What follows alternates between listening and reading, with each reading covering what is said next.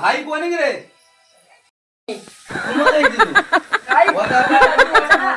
বৃষ্টিটা তো হঠাৎ তাই জন্য বউ কইছে বাকি বুঝি না কালকে তোমার মাছের টক আর তুই যে বাকি যে বুঝে উঠে গাই কোনোদিন তো মাছ দিলা দেব দোন কাই আজি আমার বউ কইলা নি হ্যাঁ না না আমি বাকি বুঝাই তুই কি কাকি জিনিস সুকো